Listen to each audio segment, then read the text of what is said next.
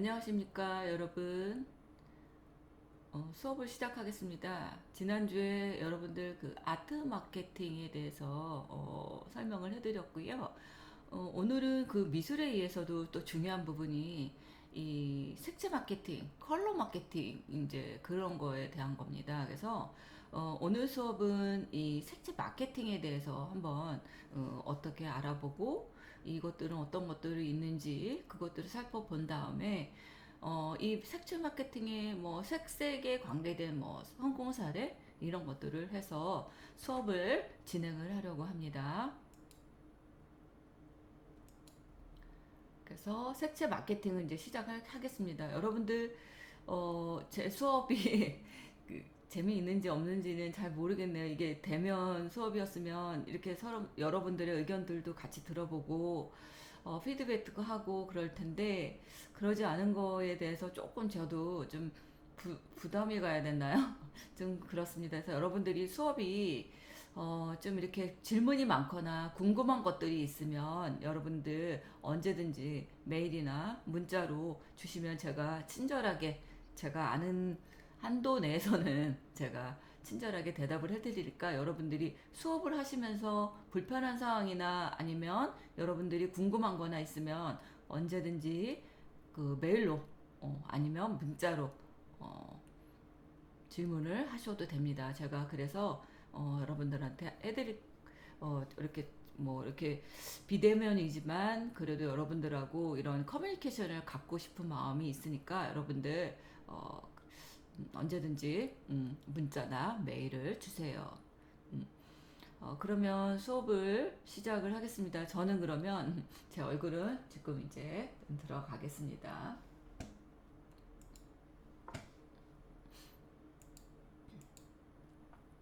이 색채 마케팅, 컬러 마케팅, 이 색채 마케팅에는 이 마케팅이라는 것을 많이 들어봤지만 이 컬러 마케팅, 색채 마케팅이라는 말은 좀 생소할 수도 있어요. 그래서 지금 그러면 이 마케팅이 뭔가 그것들을 먼저 조사를 해보겠습니다.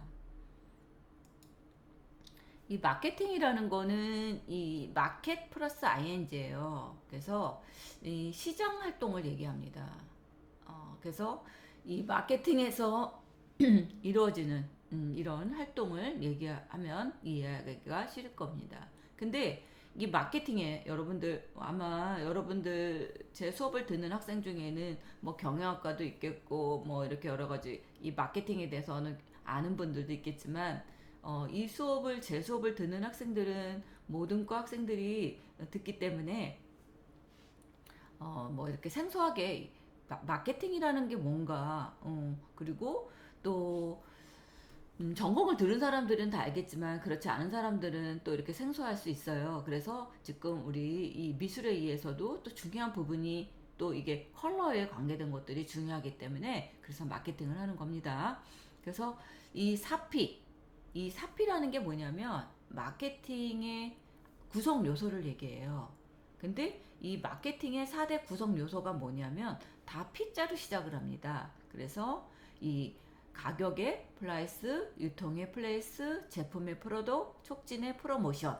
그래서 P자로 시작을 해서 4P라는 이야기를 합니다. 그래서 이 마케팅의 구성 요소, 이 가격이라든가 유통이라든가 제품이라든가 촉진이라든가 이 네 가지를 가지고서 이 마케팅 이 활동을 하는 것을 이야기합니다. 그래서 마케팅의 아주 기본적인 4대 구성 요소는 이 네 가지를 뽑습니다. 그래서 가격, 유통, 제품, 촉진 요 네 가지입니다. 이 마케팅의 핵심 개념하고 욕구를 보면요. 이 그 마케팅의 핵심 개념과 이것들은 다 이것도 이렇게 순환고리가 있다는 거죠. 사람들은 욕구가 생겨서 욕구가 생기니까 이런 것들이 필요하고 그것들을 위해서는 이 수요가 있어야겠죠. 그러려면 제품도 있어야 되겠죠. 그러면 이거 이제 뭐 교환도 하게 됐죠. 사고 뭐 팔고 하는 그 다음에 이제 거래가 있겠죠. 그렇게 되려면 어디서 하느냐? 시장에서 하느냐? 그래서 이런 것들이 마케팅의 그 핵심 개념도 이렇게 순환 고리를 가지고 있다는 겁니다. 그것처럼 이 매슬로우는 사람의 기본적인 욕구는 다 똑같다는 것을 이제 이야기를 해요. 그래서 메슬로의 이 욕구 단계를 5단계로 보고 있습니다. 뭐라 그러냐면 이거는 그 사람의 욕구는 다 똑같다. 어떤 욕구가 생기냐면요. 첫 번째는 이 생존의 욕구예요. 이 생존의 욕구가 뭐냐면 사람은 먹고 사는 게 제일 중요하죠. 먹고 사는 것만큼 해결이 안 되면 그 사회가 경제가 이게 더 이상 성장할 수가 없습니다. 그래서 사람의 욕구도 마찬가지예요. 그래서 이 사람의 욕구는 이 먹고 사는 것들이 제일 중요하다는 거죠. 그래서 이 생존의 욕구가 첫 번째로 제일 중요합니다. 근데 이 먹고 사는 해결이 다 되는 이런 생존의 욕구가 채워지면 그 다음엔 어떤 욕구가 생기냐면 안전의 욕구가 생긴다고 합니다. 이 안전의 욕구는 뭐냐면요. 이제 먹고 사는 게 다 해결이 돼요. 그러면 내가 집이 필요하다는 거죠. 편안한 곳에서 내가 사는 집이 이제 막 이렇게 생겼으면 좋겠다는 그런 욕구가 생긴다는 거죠. 그래서 이 생존의 욕구가 필요합니다. 그래서 그 다음에는 안전의 욕구가 생깁니다. 그래서 생존의 욕구가 채워지면 그 다음에 사람들은 안전의 욕구가 생긴다는 거죠. 근데 이 안전의 욕구가 또 챙겨지면 사람은 또 어떤 욕구가 생기냐면 소속의 욕구가 생긴대요. 이 소속의 욕구는 뭐냐면 내가 어디 단체에 가입을 하고 싶거나 내가 어디에 소속이 되고 싶어 하는 거예요. 그래서 뭔가를 조금 이렇게 참여도 하고 배우기도 하고 이런 그런 단체에 소속되고 싶기도 하고 그래서 그런 것들이 이제 또 생기는 그런 욕구가 생긴다는 거죠.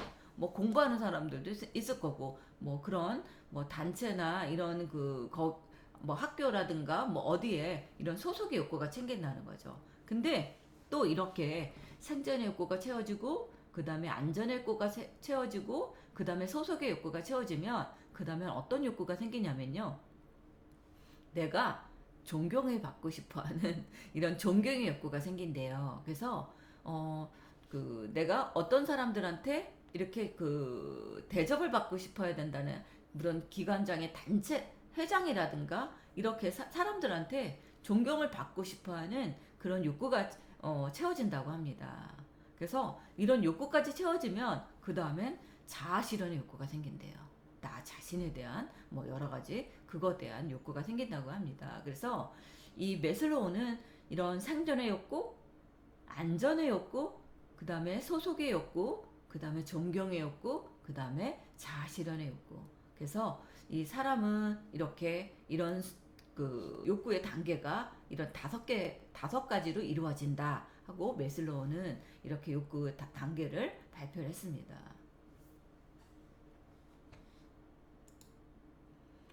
이거는 마케팅의 개념 변천이에요. 이 마케팅의 개념 변천도 변화하고 있죠. 첫 번째는 이 생산 지향적인 마케팅입니다.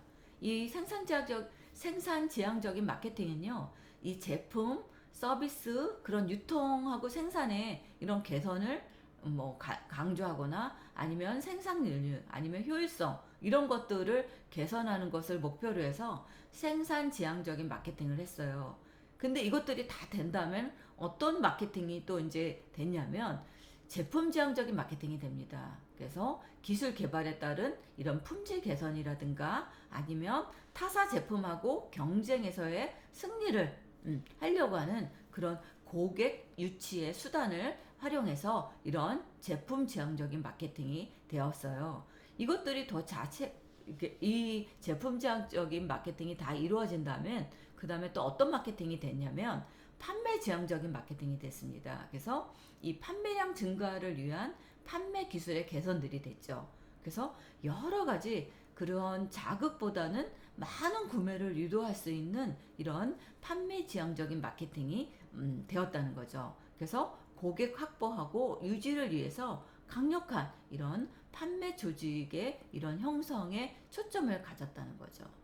이것들이 또 다 튀어지는 마케팅에서는 어떤 마케팅이 되냐면 소비자 지향적인 마케팅이 됩니다. 그래서 고객의 욕구를 이해하고 반응하는데 초점을 갖는다는 거죠. 그래서 고객의 욕구에 부응하는 데 있어서 나타나는 이런 사회적인 결과에 관심을 갖는다는 거죠.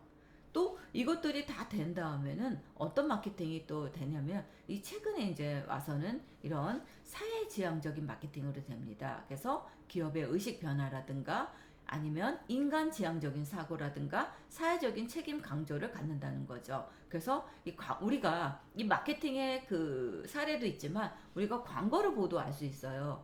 우리가 옛날에 그 광고들은 어떤 광고들이 많았냐면 연예인들이 입고 있는 거, 연예인들이 먹고 있는 거나 연예인이 쓰는 거면 무조건 잘 팔렸었어요. 그래서 어떤 연예인을 많이 하느냐 뭐 이런 것들의 판매가 굉장히 많이 됐는데 요즘에 최근에 와서는 그 어떤 마케팅이 되냐면 이 감성 마케팅이라는 거 뭐 들어보셨는지 모르겠지만 이 고객의 그런 감성을 움직이는 거죠, 소비자의. 그래서 그 소비자의 그런 한 명 한 명에 대한 이런 감성 마케팅을 하고요. 또 광고에서도 그런 것들을 봤을 겁니다. 어떤 광고냐면 우리는 사람을 먼저 생각합니다. 우리는 환경을 먼저 생각합니다. 그 다음에 우리는 뭐 이런 그 환경 단체 생태에 대해서 뭐 이렇게 관심을 갖고 있습니다 하는 이런 기업 마케팅의 기업의 선전보다는 이런 사회적인 환경에 대한 얘기 뭐 아니면 그런 사람을 우선으로 생각하는 이런 사회지향적인 그리고 이런 그 어려운 사람을 돕는 기업이다 하는 이런 기업의 의식 변화들이 바뀌고 있다는 거죠. 그래서 이 마케팅의 개념들도 이렇게 변천을 해서 이런 마케팅 활동을 하고 있다고 이해하시면 될 것 같습니다. 이 마케팅의 패러다임의 변화입니다. 마케팅의 미스는 아까 제가 얘기했죠. 마케팅의 기본 그 네 가지 구성 요소를 우리는 보통 마케팅 믹스 4P라는 말을 씁니다. 그래서 이런 거는 아까 얘기한 것처럼 제품, 그 다음에 유통, 가격, 촉진 뭐 이렇게 네 가지를 얘기합니다. 그래서 프로덕트, 플레이스, 프라이스, 프로모션 이 4P를 가지고 얘기를 하죠. 근데 이 4P도 중요하지만 또 중요한 건 뭐냐면 브랜드의 가치라는 거죠. 그래서 이 4P도 중요하지만 이 브랜드, 이 커스터머 컨벤션스 코스트 커뮤니케이션 이 고객 입장에 생각하는 이 사용자 입장이라든가 고객이라든가 비용이라든가 아니면 이런 커뮤니케이션이라든가 이런 것들이 다 이거는 4C로 시작해요. 그래서 4C. 그래서 4P와 4C 이것들이 같이 절충해서 이 마케팅의 변화를 가져가고 있습니다. 그래서 브랜드의 가치도 생각을 한다는 거죠. 이 제품하고 이 브랜드 이 제품은 보통 이 공장에서 생산되는 이 실체잖아요. 이 제품이라는 거는. 근데 이 브랜드는 사람의 마음 속에서 형성되는 인식입니다. 그래서 이 브랜드란 이 상표에 붙는 이름이 아니라 그 상표에 대해서 소비자가 갖는 그런 인식과 감정의 총합이라고 보면 됩니다. 그래서 그 브랜드에 대한 이미지가 하나의 그런 브랜드의 아이덴티티를 갖는다는 거죠. 그래서 브랜드에 대한 이런 지식이라든가 브랜드에 대한 이런 회상, 인지도, 선호도, 신뢰도, 연상 이미지, 소비자가 인식하는 이런 제품의 질 이런 것들이 다 갖고 있다는 거죠. 그래서 브랜드 이미지는 소비자가 접촉하는 이런 기업의 모든 것에 의해서 형성이 된다는 거죠. 아마 여러분들도 또 그런 것도 있을 거예요. 이 스마트폰 하나만 봐도 어떤 사람들은 이 그 아이폰 쓰는 사람들은 계속 아이폰만 쓰잖아요. 그 아이폰이 가지고 있는 이 브랜드에 대한 그 마음속에 형성되는 인식이 아주 다 있다는 거죠. 그래서 어떤 사람들은 갤럭시만 쓰는 사람들은 계속 갤럭시만 쓰죠. 그래서 이런 것들이 다 이 사람들의 마음속에서 형성되는 이 브랜드에 대한 인식이라는 거죠. 그래서 이 기업에서는 어떤 사람들을 공략을 할 것인가, 그리고 우리 브랜드에서 사용하는 사람들은 어떤 사람들이 많은가, 그런 거에 대한 그 소비자에 대한 그 인식에 대한 것들, 선호도에 대한 것들, 이런 것들을 굉장히 그 선호도에 대해서 이런 연상에 대한 이미지들을 이 소비자가 인식하는 그 제품에 대해서 조사들을 굉장히 많이 하고 있습니다. 그리고 아이폰을 했던 사람들을 갤럭시로 오게끔 하려고 하려면 굉장히 쉽지 않잖아요. 쉽지 않습니다. 그리고 또 갤럭시 쓰는 사람들은 아이폰 잘 안 써요. 그래서 그런 거에 대한 이런 그 분리되는 이런 것들이 있습니다. 그래서 이 브랜드에 대한 이미지, 브랜드에 대한 이런 아이덴티티가 중요하다는 얘기입니다. 그렇다면 이 커뮤니케이션 과정에서 이 색채에 대한 인지와 심리적인 반응을 마케팅에 하려 하는 이 제반 활동, 그래서 제품이라든가 포장이라든가 유통, 광고, 브랜드, 이런 것들을 색채 관리나 조절에 의해서 색채 경영, 차별화, 이미지 구축을 하는 게 이 색채 마케팅입니다. 그래서 이 마케팅 믹스 네 가지에다가 이 컬러, 이 색채 이런 것들을 접목해서 하는 것을 우리는 색채 마케팅이라고 이야기를 합니다. 보통 이 색채 마케팅의 목적이 있겠죠. 왜 색채 마케팅을 하느냐 그 얘기입니다. 이 그 색채 마케팅을 하는 거는 대중이 선호하는 색채를 파악해서 공략을 하는 거죠. 그리고 특정 색채 이미지를 좋아하도록 유도하기도 합니다. 그래서 색채가 지닌 이미지의 그런 연상과 기억 효과를 이용하는 거죠. 그리고 새로운 컬러 또는 유행색을 제안하기도 합니다. 그래서 거기에 색채의 이런 소구점을 찾아서 소비를 유도하게끔 만드는 것을 우리는 색채 마케팅이라고 얘기합니다.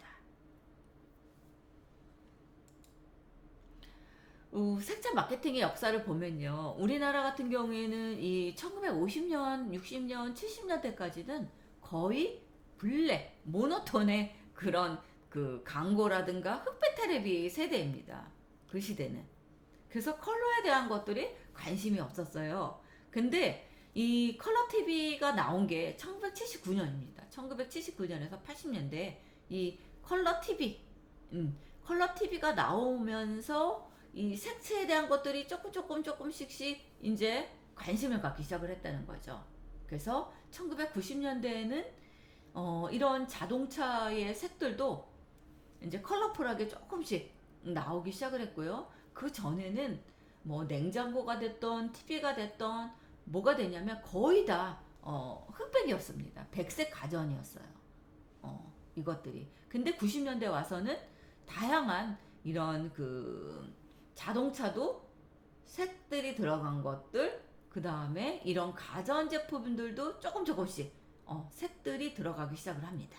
그리고 자가용, 여자들이 자가용을 이제 가지고 다니기 시작한 게 이제 90년대 와서입니다. 90년대. 90년대 중반 이후에 아마 그랬습니다. 그러면서 2000년대 와서는 이 소비재 전 분야에 이제 컬러에 대한 것들이 관심을 갖기 시작을 했고요. 식음료나 화장품이나 이 가구, 가전제품, 자동차 할 것 없이 모든 것들이 이 마케팅, 컬러 마케팅이 이제 생겨나기 시작을 합니다. 그래서 이런 것들이 이제 활동하기 시작을 했는데 해외에서는요, 이 마케팅이, 컬러 마케팅이 언제 되냐면 그 1920년대부터 시작이 됐다는 거죠. 이 파카사의 이 빨간 만년필부터 시작이 됐다는 거죠. 이 빨간 마케팅이 어떻게 나왔는지 아세요? 이 빨간 마케팅은 이 색채 마케팅을 하려고 이 그 파카사에서 굉장히 많은 연구를 했는데 우연히 어떤 여성이 그 루즈잖아요. 립스틱을 이렇게 돌리면 이제 빨간 루즈가 이렇게 나옵니다. 그래서 그거를 보고 아이디어를 얻었다고 합니다. 그래서 이 빨간색 이 만년필이 빨간색 이 루즈 이 그 립스틱을 보고서 이렇게 아이디어를 얻어서 이 파카사에서 이 빨간색 만년필이 형성이 되었다고 합니다.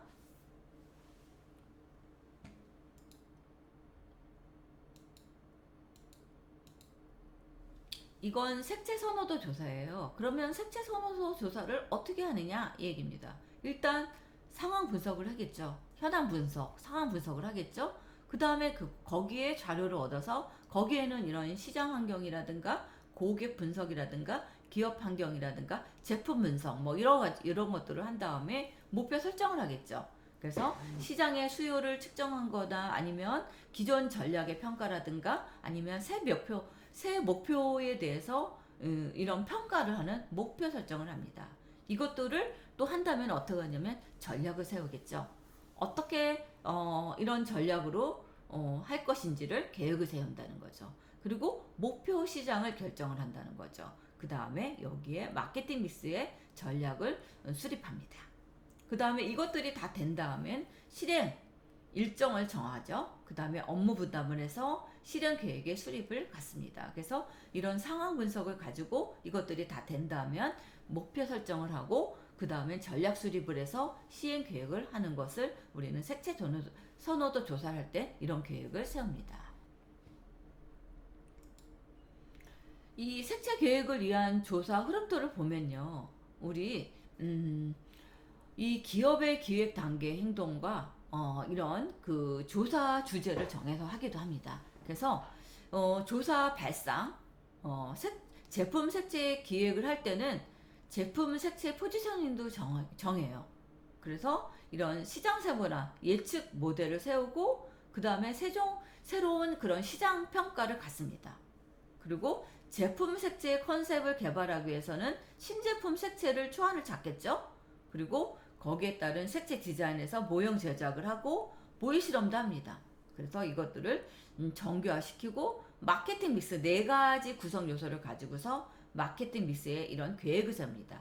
그래서 시장 실험과 판매 계획을 세워서 신제품 판매를 합니다. 그 다음에 이런 신제품 판매를 한 다음에요. 추적 조사를 합니다. 그리고 거기에 따른 문제점, 그 다음에 제품의 개선을 합니다. 그래서 우리가 보통 색채 계획을 위한 이런 조사 흐름들도 그냥 하나 뚝딱 하는 게 아니라 이런 조사의 이런 흐름들을 가지고서 하고 있습니다. 또 이 그 색채 조사의 유행색들을 잡을 때는요.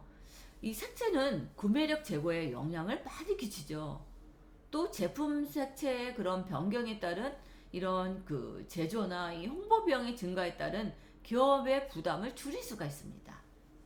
그 다음에 새로운 색채에 대해서 소비자가 어떻게 반응할 것인가 그것들도 가지고 있습니다. 그래서 색채 정보의 수집이라든가 기획이라든가 생산, 판매 과정의 효과적인 운영이 필요하다는 거죠. 이 색채 조사에서 시장 조사 이제 우리가 더 이제 세밀하게 본다면 시장 조사에서는 어떻게 하느냐? 상품, 마케팅 관련된 것을 문제를 갖고요. 또 이것들을 뭐 상품, 소비자, 잠재 고객, 판매, 유통 이런 것들을 다 조사를 해요. 그 다음에 기존 것과 그 다음에 신규 이제 앞으로 나올 것들을 이렇게 예측을 이렇게 분석들을 합니다. 그래서 이런 것들을 과학적인 것들을 가지고서 이렇게 조사를 하는 게 시장 조사입니다. 이런 시장 조사가 끝난 다음엔요. 색채 조사 기법을 갖습니다. 뭐 실험 연구라든가 조사 연구라든가 현장 관찰이라든가 패널 조사라든가 서베이 조사 뭐 이런 조사법을 합니다. 이것 중에 뭐 하나를 하겠죠. 이것들을 다 하진 않습니다. 그래서 색채 조사 기법도 굉장히 다양하게 있다는 것을 여러분들한테 설명을 하기 위해서 이렇게 간단하게 한 5가지만 이렇게 분리해서 가져왔습니다. 그래서 실험 연구는 일정한 조건을 인위적으로 설정해서 이런 실험 집단과 통제 집단의 비교를 해서 측정을 합니다. 그래서 보통 실험 연구라는 얘기를 많이 쓰죠. 그 다음에 조사를 해서 하는 정보를 얻는 조사 연구법도 있고요. 또 현장에서 직접 관찰해서 하는 현장 관찰법도 있고요. 또 소비자 패널에 소비자들로부터 정기적인 이런 자료 조사를 하는 패널 조사법도 있겠죠.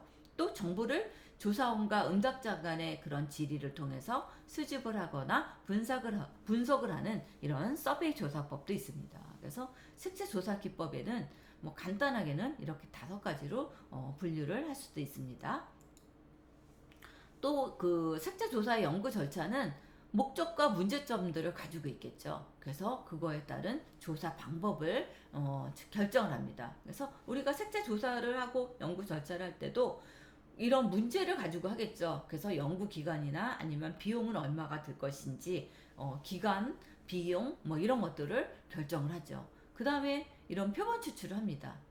그 다음에 이런 것들을 가지고서 설문지 문항을 결정을 하기도 하고요. 그 다음에 조사원의 능력에 따른 조사 결과를 갖습니다. 이거는 뭐냐면 만약에 설문을 조금 할 때는 상관이 없어요. 근데 뭐 10,000명을 한다든가 뭐 몇천 명을 한다든가 할 때는 이런 조사원이 필요하겠죠. 그래서 이런 것들을 조사 자료를 분석을 합니다. 그래서 간결한 요약이라든가 모호한 결과에 따른 확률적인 해석은 같겠죠. 그 다음에 이것들을 다 정리를 한 다음엔 보고서 작성을 합니다.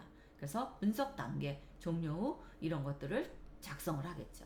그래서 색채 조사의 그런 연구 절차는 이렇게 연구 목적과 문제점을 결정을 해서 조사 방법의 결정이라든가 표본 추출, 설문지 작성, 조사원 훈련, 조사 자료 분석, 보고서 작성 이것까지가 색채 조사 연구 절차를 갖습니다.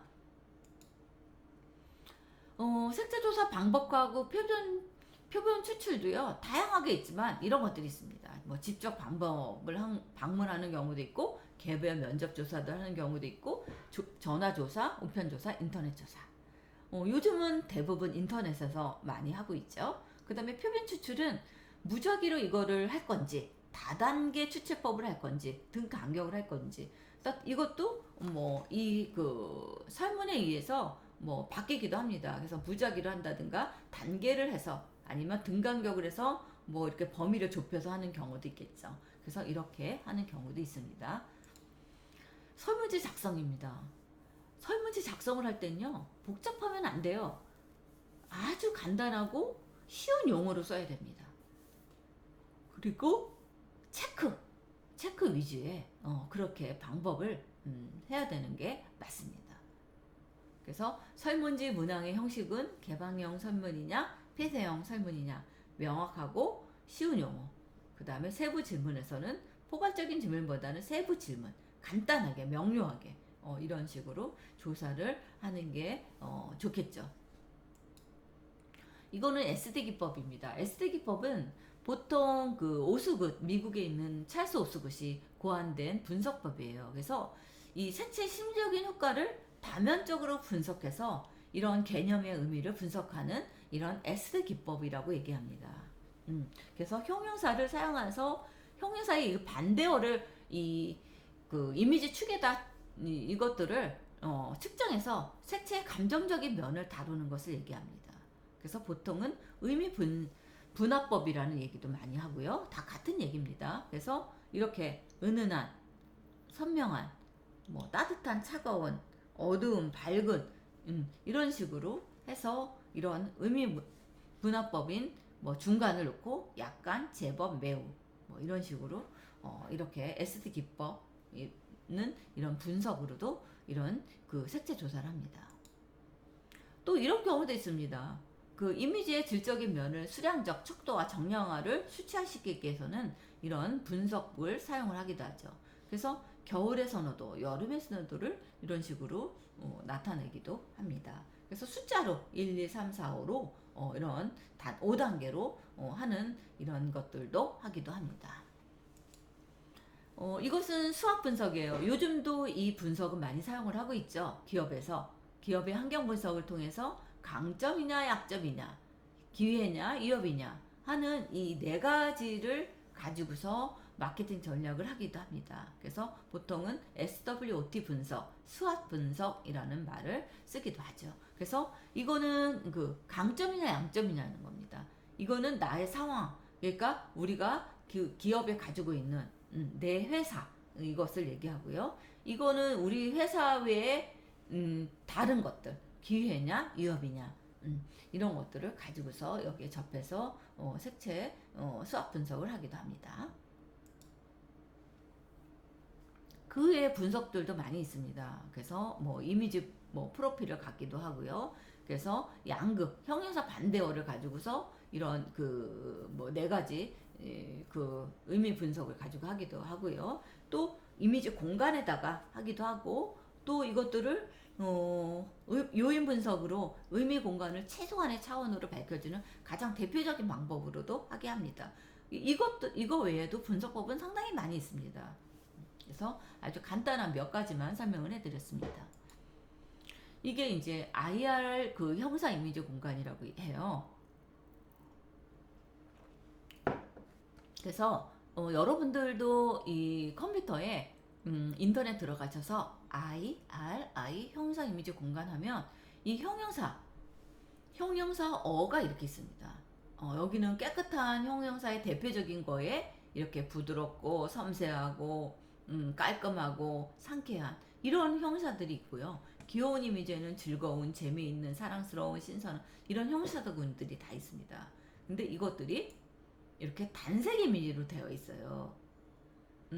그리고 또 이런 그 배색 이미지도 되어 있으니까 이것들을 가지고서 여러분들이 나중에 뭐 색채 활용이라든가 뭐 이것들을 가지고서 제품이나 이런 것들을 병행을 해도 좋습니다. 이거는 네 가지 이미 축을 갔어요. 부드럽고 딱딱한, 동적인, 정적인 이 네 가지 이미지 형사의 이런 네 가지를 가지고 반대어로 가지고 합니다. 그래서 여러분들이 꼭 이렇게 형사가 아니어도 이거는 여러분들 전공별로 다 대입을 해서 하셔도 됩니다. 예를 들어서 뭐 원이냐 네모냐 삼각형이냐 뭐 그 말은 뭐냐 그렇게 하셔도 돼요.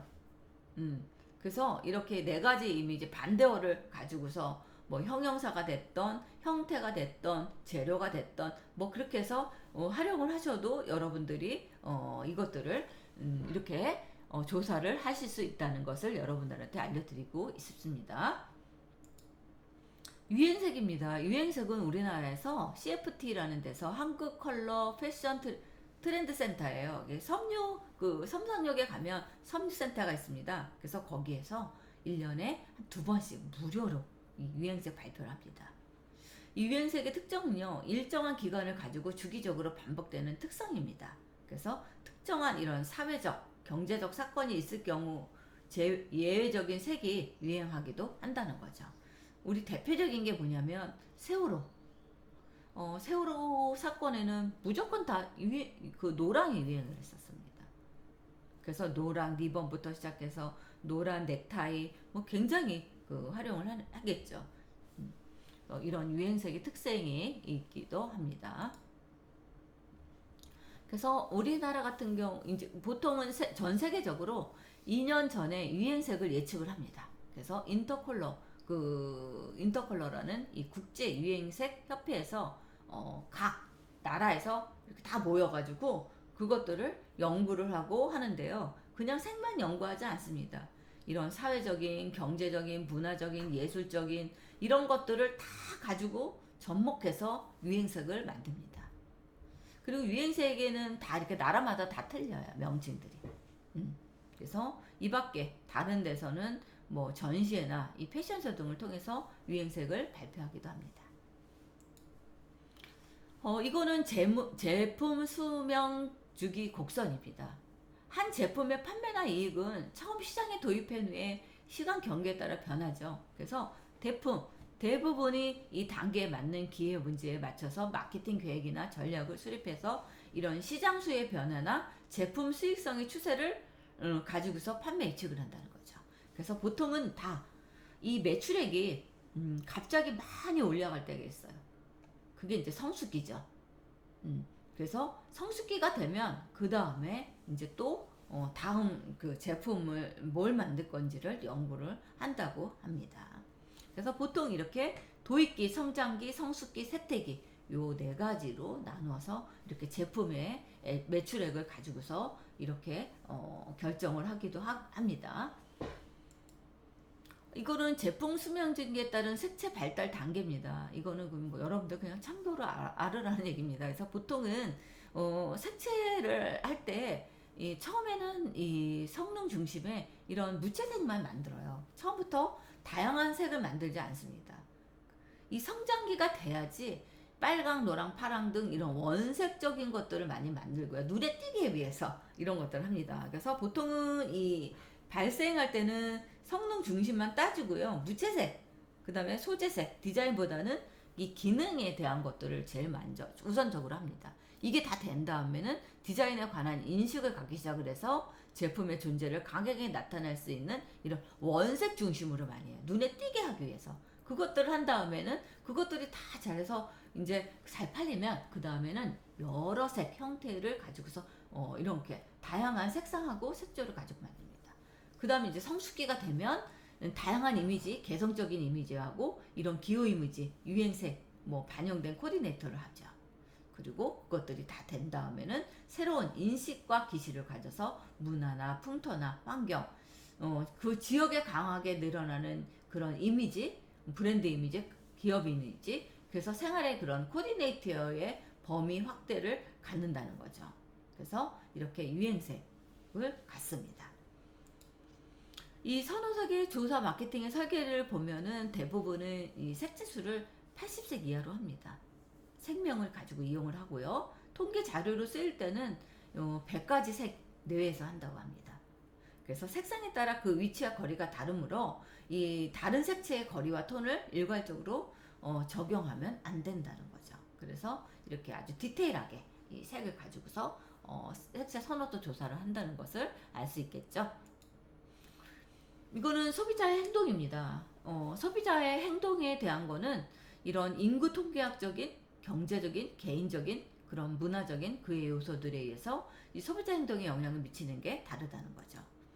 소비자 행동에 영향을 미치는 요인은요, 이렇게 인구 통계학적인, 그래서 인구수가 점점 들면 이 가구 수하고도 이것들이 요인이 될 수 있다는 거죠. 그리고 경제적인 요인, 뭐 지금 우리 코로나의 영향으로 인해서 이 경제나 물가 상승, 뭐 소득, 경상 수치가 굉장히 많이 위축되고 변화가 있죠. 뭐 그런 것들도 있고요. 또 개인적인 요인, 라이프 스타일이나 이 사회적인 가치에서 또 이 소비자의 행동이 달라질 수 있다는 겁니다. 문화적인 요인입니다. 가치관, 신념, 풍속, 종교, 예술의 총화에서도 달라질 수 있고요. 그 외에 뭐 자연적인 요인, 기술적인 요인, 정치, 법률적인 요인에서 이것들이 소비자 행동에 영향을 미치는 요인이 달라질 수 있다는 이야기입니다.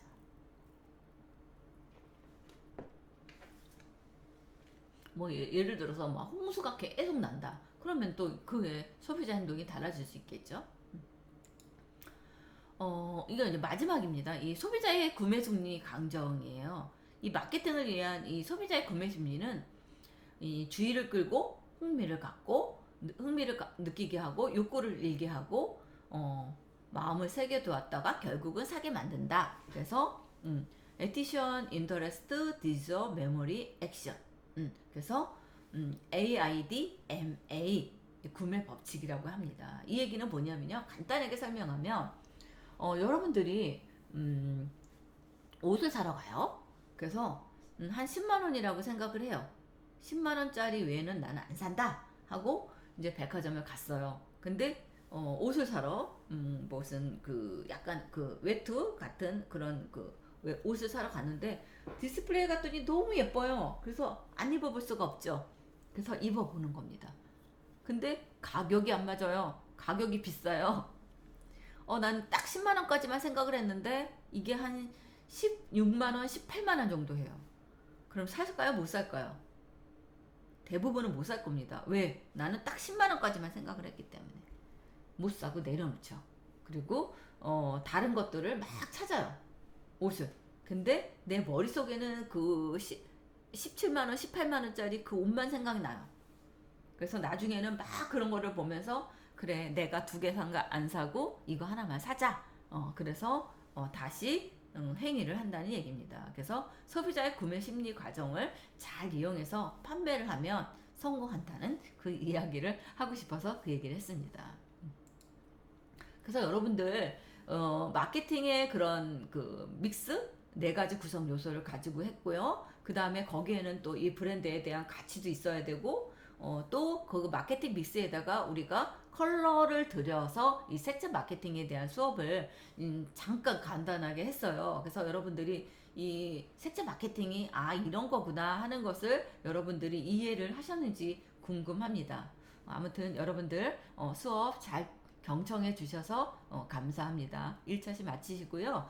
조금 있다가 다시 2차 시 수업을 진행을 하겠습니다. 네, 감사합니다.